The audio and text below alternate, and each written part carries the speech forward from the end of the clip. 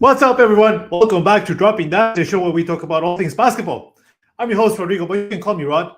And in honor of what was a very strange All Star game, I'm going to do some All Star introductions because my crew deserves it.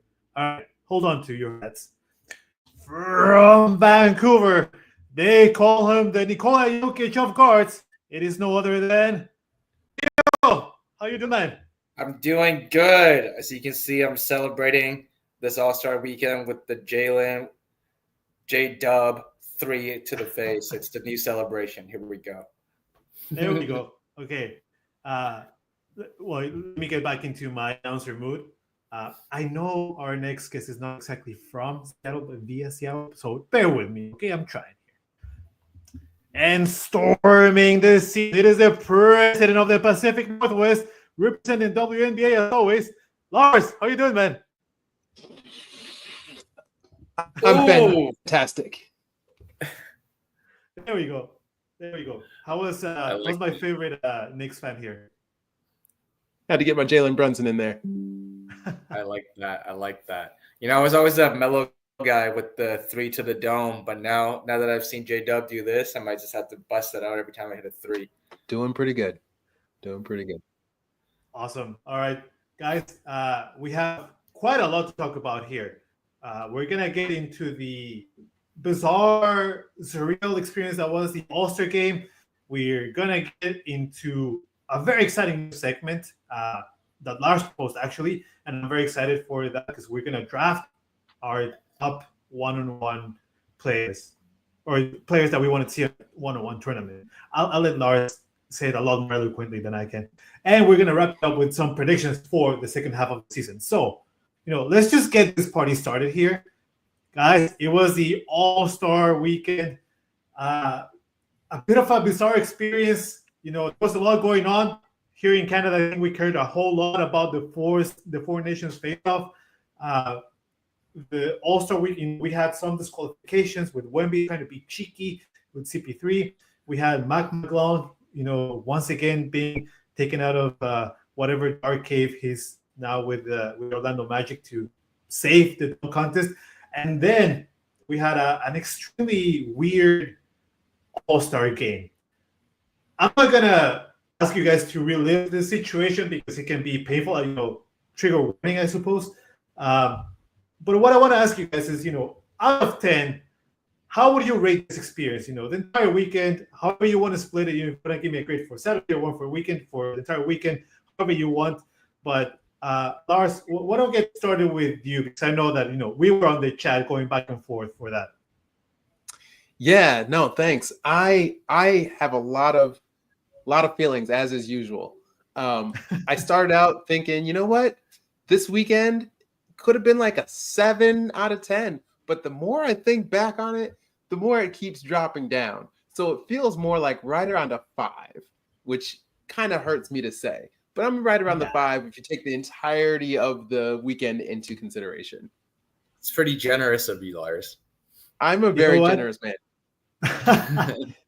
I can totally relate to that. I told you guys over the chat, I feel like I had like a delayed hangover, an angry hangover with this whole thing. I wanted to like it so much, but I just couldn't. I after it was done, I was like, wait, I think I'll enjoy that. That was me forcing myself to be happy. Mm-hmm. I can tell you, I am I'm a serial optimist, and so that certainly played into it. But on top of that, I recognized that throughout the entirety of the All-Star events, I was really busy with life. I was just doing things all the time. And so it was on in the background. So the moments that I was paying attention to were actually a lot of fun. It had some really good highs. But overall, and if I were a younger man sitting down and trying to consume the entirety of it, I can tell I would have just been disgusted with the amount of time that wasn't focused on what we all wanted to be there for. Yeah. Leo, I know you missed out on a lot of Kevin Hart, and you're probably regretting that right now, right? Yeah. It sounds like I didn't miss out on too much. And yeah, I was honestly more concerned this weekend about the match between Canada and the USA in the Four Nations Cup for hockey this year. I just wasn't blown away with any of the stuff going on in the All-Star weekend. And I don't, for whatever reason, whatever happened this year, the NBA just doesn't seem to be, I don't know, the pedestal standard for sports for me, as it has been for years past. So I didn't really pay too much attention to the All-Star game this year, if I'm going to be honest. And from what I've heard and read all over, it just seemed like a bit of a joke. There was a lot of back and forth between the players commentating, a lot of like disrespect from maybe commentators. And then, you know, with the Wemby and CP3 thing, kind of, we already know the skills challenge was a bit of a joke, but now they've actually shown us it is a joke. And then another G Leaguer winning it for the third time in a row for the dunk contest. I don't know. Something's got to get. You know, nothing against Mac as well. You know, he actually saved this year's dunk contest, right? But it just feels, I don't know, it feels cheap now. That is like, you know, if this was a cartoon or a sitcom, it's like, all right, boys, bring him out, you know, roll him in, and you know he's frozen there in a capsule, and then you thaw him out. It's like, all right, Mac, go dunk, right? And then he's like, you know, he gives us some amazing dunks. It's like, all right, throw him back wherever he came from, right? We'll see you in a year. Yeah, Leo, I want to ask: Did you consciously choose to not watch the All-Star Weekend events, or did it happen that you didn't get to it and you didn't feel forced to do it? Like, what was it your choice, or did it kind of happen? So I am in a couple of other like group chats, if you will, and I had initially started with. Yeah, how are you? I'm a popular man, and you know, I initially started with turning on the All-Star Saturday events. But then like all the other chats are just blowing up about the hockey game. And I like could not help but kind of tune in for a second. And then I found myself just being way more entertained. I would flip back and forth, but then we got to the 3-point contest and I was like, nobody's really exciting. Dame's not in it anymore. It's like, what am I watching here? And then I just kind of focused in on the hockey game instead. And then for the actual All-Star game, I was just out living my life. I completely was not. I guess like the last 2 or 3 All-Star games really left like a sour taste in my mouth, with just the lack of urgency, and it looked like a layup drill out there, you know. And like I had planned for these events, I would go to the bar that I reserved a good spot for to like try and have friends and like make it a thing, but it just seemed like it wasn't worth it, especially with the changing of the format. And it sounds like I was kind of right. So, you know what? I will say that is a true sign of maturity right there. You saw this was going to happen. You decided against it, and you actually stuck to your guns and didn't watch it. I know personally, I have said this many years now that I'm not going to watch that again. And every year, right around Valentine's Day, I'm plopped down in front of the TV and I'm complaining about an All-Star game. It is a thing that now we love to hate, right? Sadly, because and Blake said it before, he beat me to it. But it's like, you know, can't wait for Monday, guys, or Tuesday, I suppose, and to complain about it. You know, I'm excited to watch it and then complain about it. It was, you know, right after the game on Sunday, the games, I suppose. I went on to our group chat. I'm not in as many as Leo is. And I told you guys, I think I'll give it a 7.5. And then as soon as I turned off the TV, I was just like, wait, hold on a minute. I actually did not enjoy that, especially the last game. The first 2 games were promising, but I was like, they were too short. When we got we got reminded that it was up to 40, I was like, okay, that's a lot. But then I remember, wait, these are NBA players. They are actually paid to be efficient and to be good scorers. So it turned out that it was like a 20-minute tops game, each one of them. And the Rising Stars, they put up a fight. It looked like the young ones were gonna take it away from the OGs. Draymond was bitter about it. That gave me a little bit to get the night started and all that. But it wasn't enough. And then the way that it was just, obviously I'm not in production, otherwise I would not be here. But I feel like there were certain decisions the other night that just made it drag so much longer. one of them, and the one that I still complain about, is that the tribute to the TNT crew. Did they deserve it? Yeah, sure. But I was also reminded very quickly after that, because Anna was watching with me. She's like, "Hey, are they never gonna do it again?" I'm like, "Wait, no, they are. They're just not gonna do it in TNT, right? So why are we talking about it like they were passing away for sure?" Well, they're not going to have the All-Star game next year. They won't be hosting the All-Star game, but they're still exactly. But they made it. At that point, I was like, "Is this halftime? Is this like our halftime show at a game that is 11-1?" It was so weird. So. Do you guys think this is going to be a format that they ditch next year? Like the Emirate Cups actually worked out really well 2 years in a row. So I don't know, but this is a bit of a weird format. It was definitely a bit of a weird format. I will agree.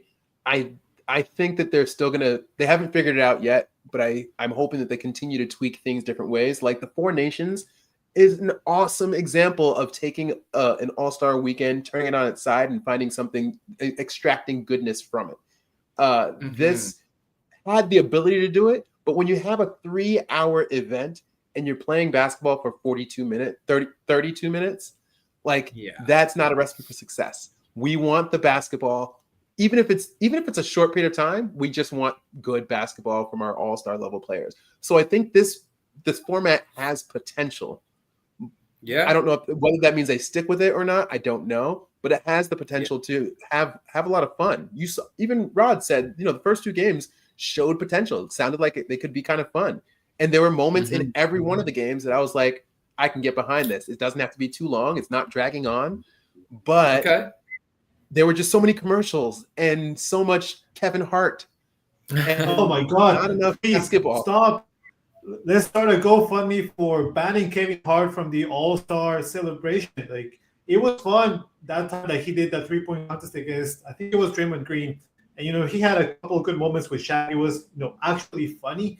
But then him trashing SGA and I saw that. Downs, I was just like, what are we doing? Like, not a good look. Might as well, if you're going to do that, put him on the court, like Rucker Park style, like with an MC, they're running up and down. That, arguably could have even made it a lot better. I can't see Kevin Hart keeping up with them, but but this, very short legs. Voice of God with a very, very weird tone, coming out of nowhere. I just, oh my God, it was just terrible. Like, it was painful. It was painful. So I saw a really interesting maybe idea that you could tweak it to be a little bit more exciting. And I thought it was really cool, so I wanted to share it with you guys and get your thoughts on it. But instead of having the Rising Stars be the 4th team, there's rumblings of talking about, well, what about the next 5 All-Stars that were like on the Snubs team? What if you put an all Snubs team together, get them into the Sunday games, and then see how they fare with the All-Stars, I think that's fun for us. I don't know if that would necessarily be fun for them. As fans, we love a good storyline, right? Yeah. Like unrequited, label or unrequited. Like I never quite got that label, and so I got to fight for it. NBA players don't care about that. I mean, they do, but to the degree that it's going to make them play harder, I don't know. That's the thing. I just say here, ditch it all. This is a gimmicks. Just give us good old East versus West, even ending from the beginning.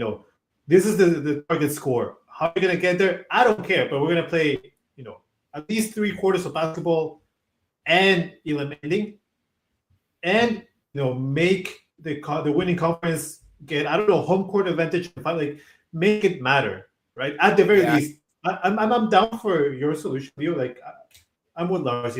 Yes, give me all the drama. NBA fans, we love this thing's drama. We talk about it, gives us so much content. But for the All-Star game, there's gonna be stakes, right? It's no longer about money. It's no longer about the All-Star recognition. There's gonna be something that players actually play for, right? Honestly, in 2020, there was actually a little bit more. There was a slight pickup in how the game was played, and the way that they did that was each quarter was for a different nonprofit that they were supporting. Yeah. And so whoever won that quarter, they got a bunch of extra money. And you did see a level of play just a hair a little bit more than what it had been in previous years. But again, the NBA, as much as we say the NBA has a viewership problem, they don't actually care about viewership because they're making so much money. Who cares? Like Adam Silver is making money hand over fist. The valuation of these teams is uncanny. He does not think that they actually have a viewership problem. And if they do, he doesn't care that they have a viewership problem. So we're trying to solve a problem that they don't see as a problem. And so we can't contribute to solving said problem. So we're just in a real tough place. It's got to be that passion. In fact, taking something from Four Nations, like you saw at the beginning of the Canada-US game, how they got into 3 fights in the first 9 seconds. 3 fights in, yeah. I'm not saying that we should start throwing haymakers on the court, but the Tkachuk brothers, like they were mic'd up afterwards, and you could hear them talking to him like, "Hey, how did I look?" Like they had planned this out in advance because they specifically wanted to set the tone. Canada has been kicking the US's butt year after year, and the US was like, "We're not going to sit here and take it anymore. So we got to show them we mean business." And they specifically planned to make these fights happen. That's amazing because it's player driven, it's player run, and our NBA players have zero incentive to do something like that. Yeah. I'll give credit to Wemby. He showed initiative, at least in a few minutes. He was trying to play some D. John Jackson Jr., who I barely talk about. He's not necessarily my favorite, but he did do a full court press at one point. Like, he stuck to his word. He announced it on Saturday that he was going to do it. So there are some glimpses of hope, and seeing the rising stars going against the OGs, that was good. For a second there, I think the OGs were like, "Wait, hold on, we need to take this." Like Lars said, slightly more, just a touch more serious. We're not gonna get punked by these rookies, right? And that was a bit of a push. So there's something there, of course. And I don't want to beat a dead horse because this was already painful to reminisce about. There is something, right? It's not all lost, but they need to figure it out. What is it that is gonna get these guys going? I think we go back to the West versus East format, and no matter what happens, whichever conference wins that game, they get home court advantage in the finals. That's exactly what I said. Exactly. That's wild. That would be cool. They did that in baseball. Yeah, I'm not entirely against it, but part of me, I'm a traditionalist. So I'm like, that's not really fair, but. Hey, we need something. They need genuine incentive, and this is we have very few levers to move. So yeah. All right, fellas, let's stop with the All-Star. Let's hope, cross our fingers that things get better. There is hope. I think we're all here guilty of being extremely positive. So let's keep that gravy train going and hope that things get better. All right, let's move on to a really fun thing here because I know I'm excited for it. And Lars, you're going to explain this a lot more eloquently than I can ever. So over to you, my friend. Awesome. Well, we were just talking about our All-Star weekend and how we could potentially move things forward and change things and bring in new wrinkles into the entirety of it.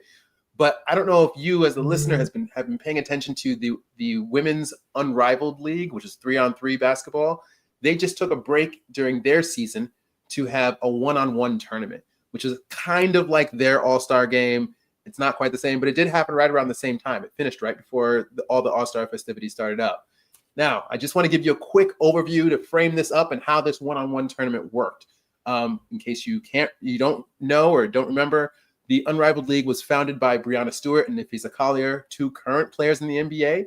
Their whole thing was focusing on fast-paced, entertaining, player-driven basketball, and it's like a 3-on-3 basketball tournament, but it's not exactly like the Olympics 3-on-3. It has a little bit of difference to itself. But we're going to focus on that one-on-one tournament because that was just standout.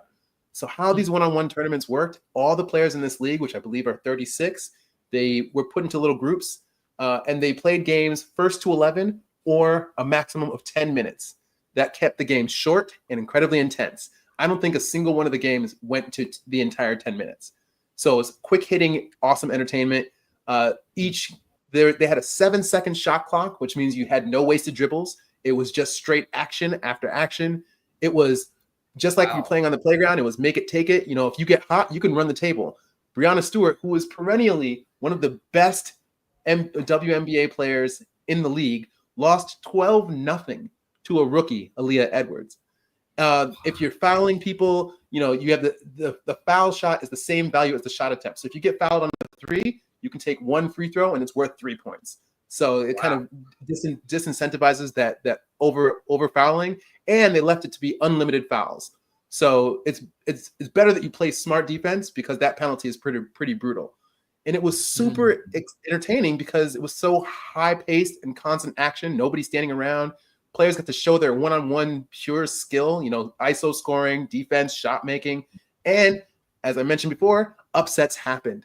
Aaliyah Edwards, a rookie, took out Breanna Stewart, and she actually even made it to the finals, Aaliyah Edwards. Every single possession mattered, and it made it feel like it was high stakes, and it was just such a casual setting. So seeing how much fun and genuinely drama Unrivaled's one-on-one tournament brought, it got me thinking, why don't we have this in the NBA? Caveat, yes. Would it even work? Yes, 1,000 times. Yes, please. And more importantly, which players would absolutely thrive in this format? So I wanted us to talk about, who are the top 10 players that we need to see in a one-on-one tournament. You've got, are you valuing size? Are you valuing speed? Kyrie is a wizard with the ball. Nobody's going to stop him unless you have somebody who's 17 feet long like Wemby. And do you try to have the guy who has this a Paul George, who's like a 3-and-D wing guy who just has length and is still big enough to bully people around? Like, how do you decide who the top 10 players are? Obviously, Steph is just undersized in this format, so he's just not going to be as effective. So much of his game is predicated on running around the court and getting open and taking shots there. It's not a one-on-one friendly style. So I bring it to you guys. Who do we want to include? Who are the top 10 players that we need? I mean, sure, we can all agree on at least 3 to 5 of them. But who are our 10 players that we want to see in our one-on-one tournament? I am so pumped for this. So pumped. I actually did research. I was trying to, and it was hard. I'm not gonna go through this because I want to hear you guys as well. I'm gonna go ahead and say everyone's. You mentioned him already, Lars, but he has to be there. Like, no questions. Yes. But Kyrie Irving has to be in this one-on-one tournament. Yeah, absolutely. Yeah, I would agree with that for sure. I can agree with that. Yeah, the handles are just unmatched. And we saw him in that. It was only one possession. It was a very short possession, but we saw that it was Wemby. Granted, one possession, but hey, he got Wemby, and he missed, but he got him. Yeah, for sure. I was so excited in that exact moment. I was like, "Oh, it's here! This. I need more of this exact moment. This one." Oh, Rod, I've officially made you the person to take notes for this, so we need our final list. You can take these notes. I got you got Kyrie's on there. I think we gotta go with KD, right? Like 6'10", 7 foot walking bucket. I can agree. Yeah. Pure from Can't 3, say no to that. like just a bucket. You can't really stop a bucket, right? Yep. We got Kyrie from Rod. We got Durant from Leo. I'll throw one in. Mm-hmm. Obviously, LeBron has to be on there. Yes, sir. Yes, sir. You guys are going through my list. I am so happy right now. Yeah, even at 40, I would still put LeBron there. He'll just kind of check it up top and start backing down from the 3-point line. And this is in no particular order. We're not ranking people. Exactly. 1, 2, 3. No, we're not ranking them. Just getting 10 people together. Yeah. All right. So Rod, it's on you. Yeah, I love it.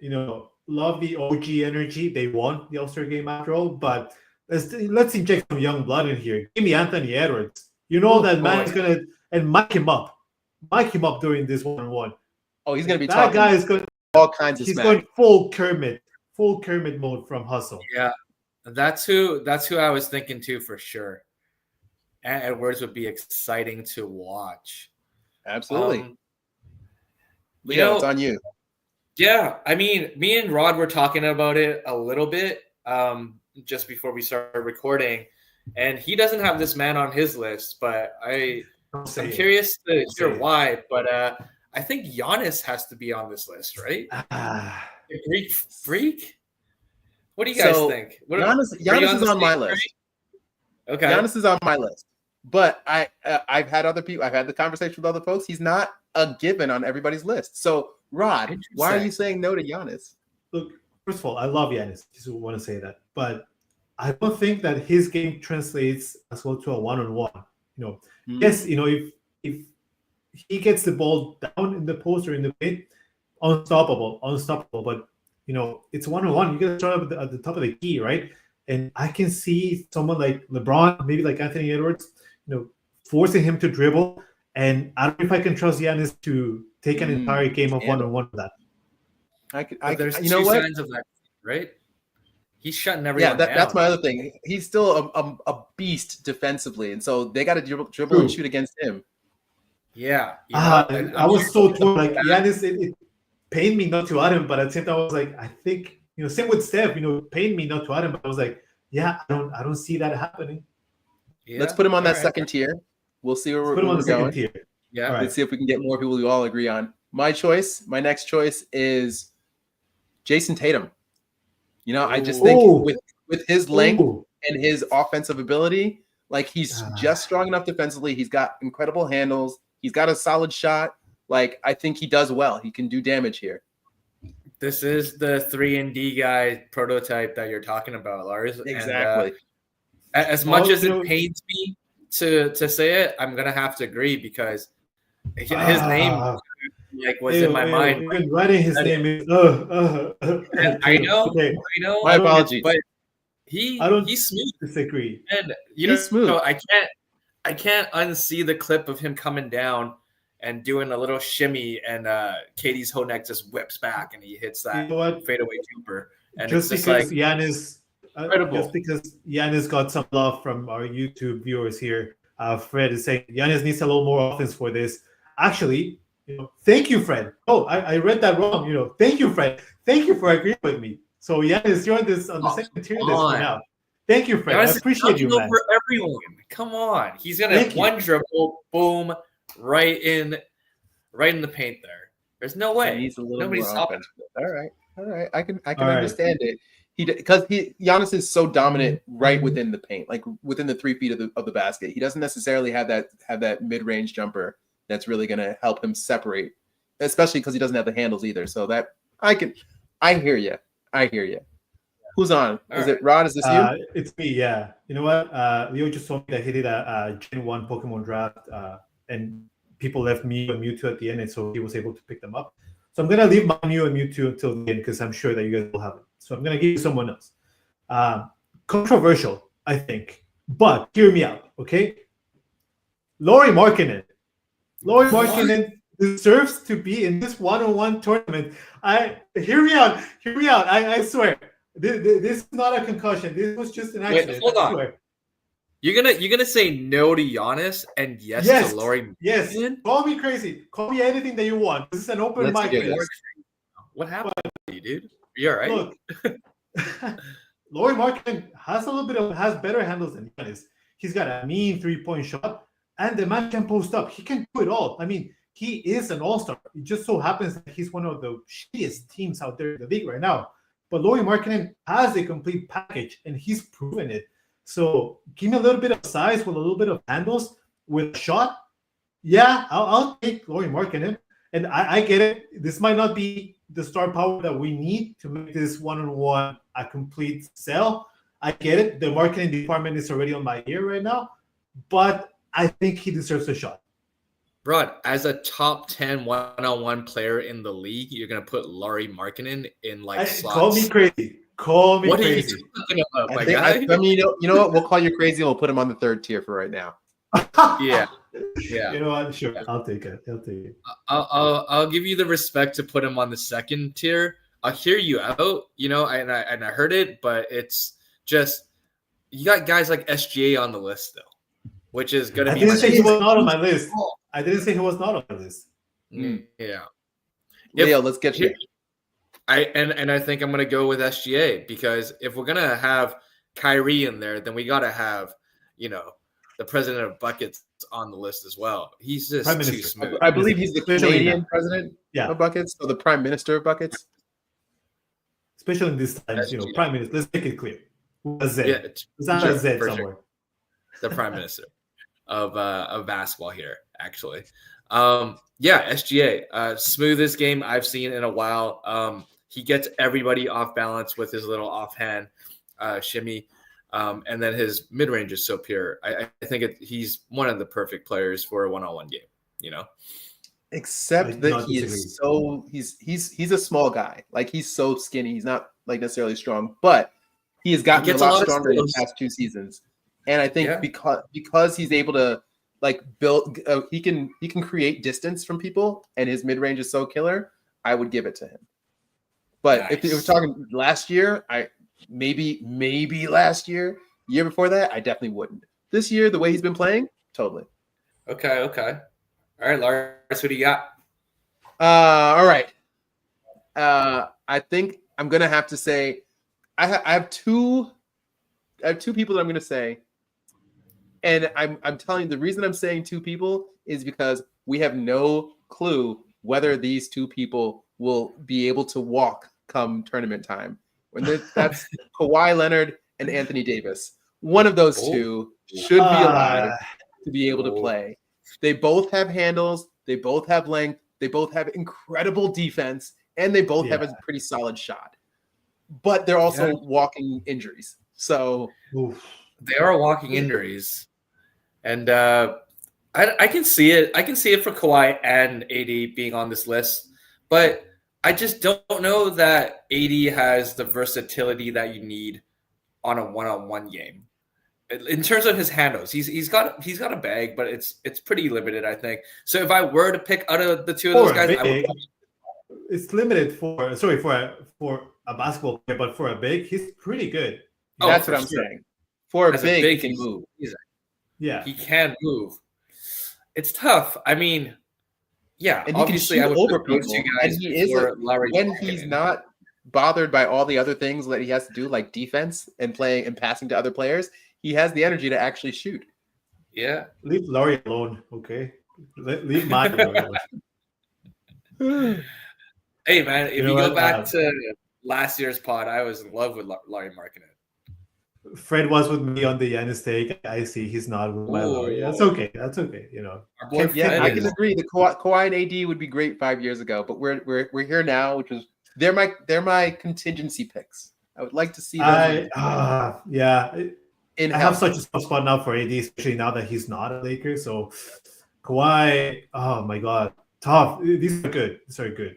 But yeah. All right.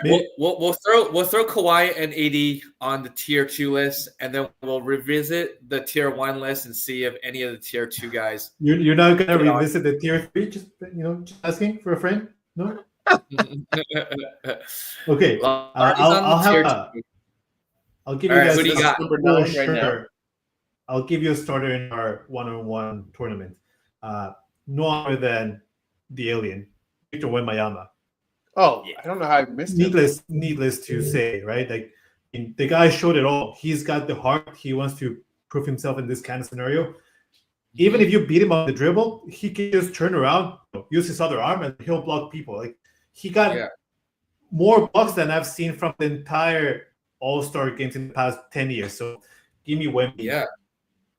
Honestly, I would argue that Wemby wins the whole tournament. Oh, wow. We'll see. Listen, Kyrie did get him on that one. Don't go crazy here. Don't go crazy here. Lars, I know you joined us recently, but before Wemby was even drafted, I went on the pod and I said that Wemby's going to be the first person since Wilt Chamberlain to score 100 points in the NBA again. And I stand by it. I mean, sure. He's gonna become the greatest ever. Okay. You're really banking on good health for a long period of time. So let's hope. Yeah. All right, Leo, who you got? I mean, at this point of the draft, I feel like I got to go with my boy Nikola Jokic. You know, I feel like I just have to. Really, you guys, he's the most skilled player ever. This is my image for Laurie. Offensively. Offensive, exactly. And we're talking about a one-on-one. You know, he's going to catch defense the is ball. still a thing. Yeah, exactly. Yeah, I'm not buying Jokic. You know, again, he's a terrific player, but here's the other thing. 1-1, right? One of the things that we treasure in the one-on-one, like we said in the beginning with Anthony Edwards, is that smack talk, that passion, that energy towards it. I think Jokic is undoubtedly one of the highest skilled players in NBA history, but that's because it's 5-on-5. And he's able to he knows how to exploit mismatches, he knows how to make the right pass, he knows what to do in terms of big basketball. But one-on-one, I just don't think that he has the passion to do that. Can he beat people? Sure. I mean, would he be fun to watch? Probably not. I mean, if you're gonna put AD in there, you know, if I recall just a couple of years ago, my boy Nikola Jokic did a step back sambar shuffle 3 in the face of AD, you know, in middle of the game. And AD, you know, will he score? Get out of here. Will he score? Absolutely. He's incredibly talented offensively. Will he pay enough attention to the game to get to the end of a one-on-one game? Probably not. There might be a horse galloping around, so he'll just walk off the court. All right, you're right. Now that I'm playing the scenario in my head, I'm just seeing Kyrie. It's not a horse tournament. It's a 1-on-1 tournament, Leo. Left, right, and center. All right, where are we numbers wise? We are for sure. We have 1, 2, 3, 4, 5, 6, 7. We have 7 players drafted for sure, and we have 1, 2, 3. We have 4 in tier 2, and then 1 in tier 3. Okay. All right, Lars, give us another one. Okay, my last one. I'm gonna say. I mean, I gotta be a bit of a homer. I'm gonna go with Jalen Brunson. Wow. You know what? I could buy into that. Because the reason I say this, at like I was trying to debate between putting Luka up there and Jalen Brunson up there. Luka's amazing, talented. Like he's similar to Jokic. I don't see him putting in any energy on defense. Is he going to win a couple games because he can shoot the lights out? Absolutely. Jalen Brunson, he's always been in that like underdogish role, and he's fun, and he's like a playground player, and he's really clever with the way that he plays. Like he is similar to Kyrie. Like he's got a really great stop-start. He's got an awesome fadeaway. He'll speed things up, and he'll stop on a dime, turn around, get some shots. Like I think he could make some noise. I don't think he wins it, but I think he would be fun to watch. Yeah. All right. I can buy into that. You know, for the sake of the fun part of the tournament, and you know that's something that Leo and I were talking offline, right? Like it's not the same to play 5-on-5 versus 3-on-3 versus 1-on-1, right? And Brunson has the explosiveness to potentially, you know, get out of the first round. Yeah. Mm-hmm. That's what I'm saying. Yeah, guys. Okay. I can see it. I mean, he's definitely got the heart for it. Yes. Yeah. He's got the motor for it, for sure. I think we broke Fred here a little bit. So Jokic, he's a Denver fan. I'm sorry for you, Fred. I'm kidding. Just like you, Leo. But yeah, you know, he agrees with us. Good point. Then he says Luka, and I think it's like, get out of here. I think he might not be a fan of Brunson. I don't know, something or Luka. We can't all be great fans. I'm sorry. All right. But you know what? I'm willing to buy into Brunson. Okay, I'll give you my next one. I think we can. Are we gonna do one more round, or do we? Because we got what? Your last one and Leo's last one.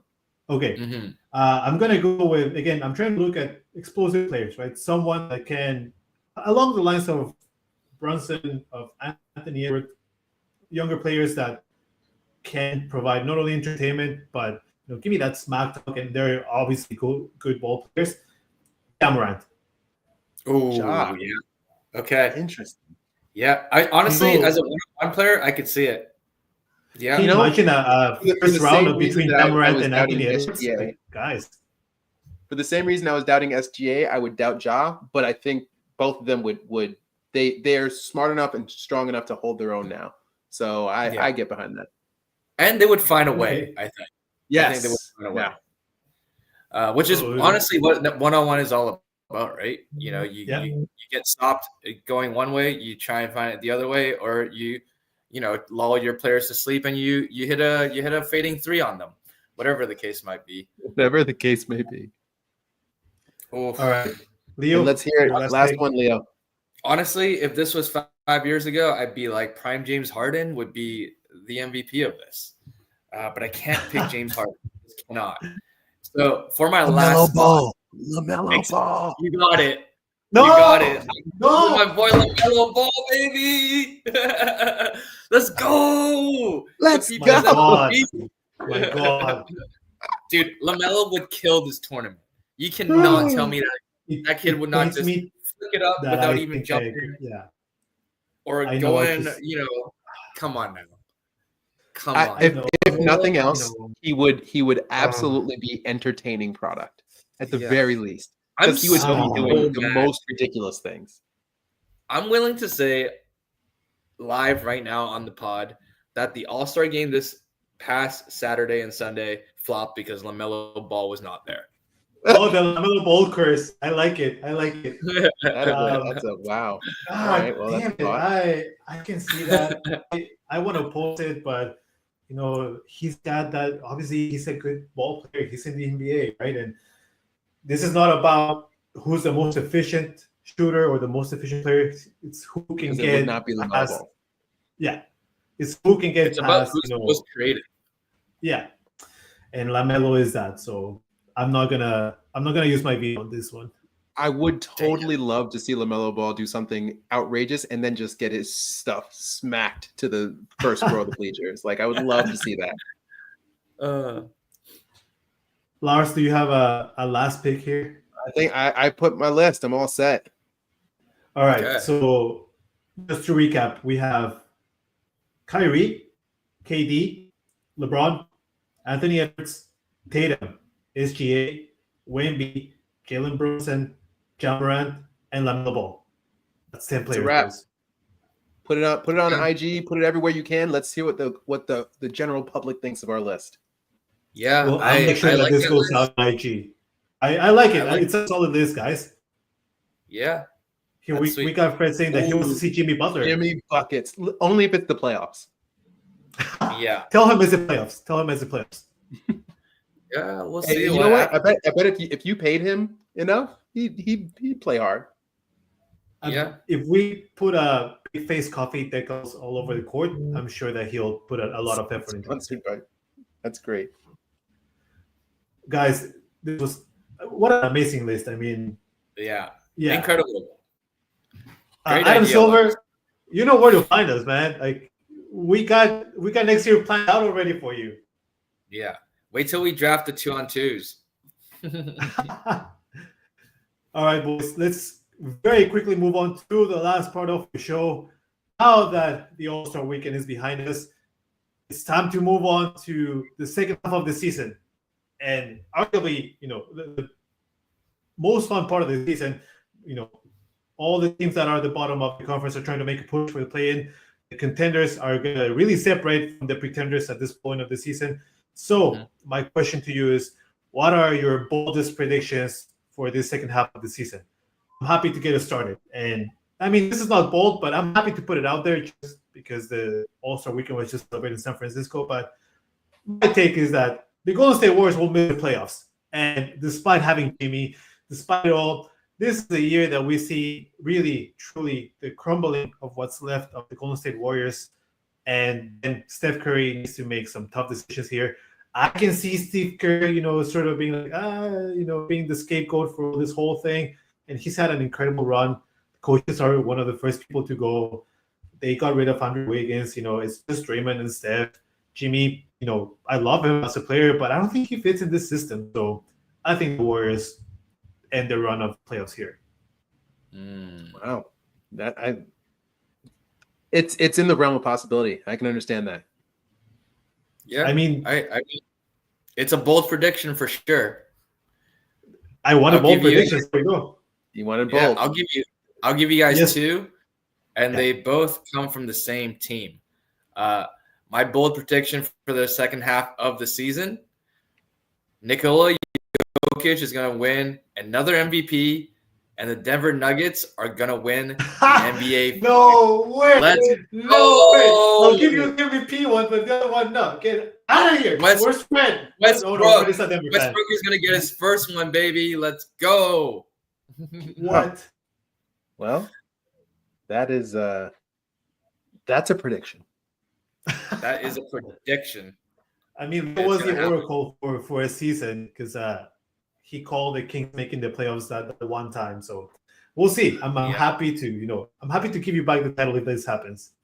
Jokic is gonna win another MVP, and we're gonna get there again.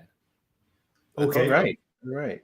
I mean, I personally think that the Oklahoma City Thunder are probably the best team in the NBA right now. But I can actually see if it comes down to Denver and OKC, I can see Denver pulling that out.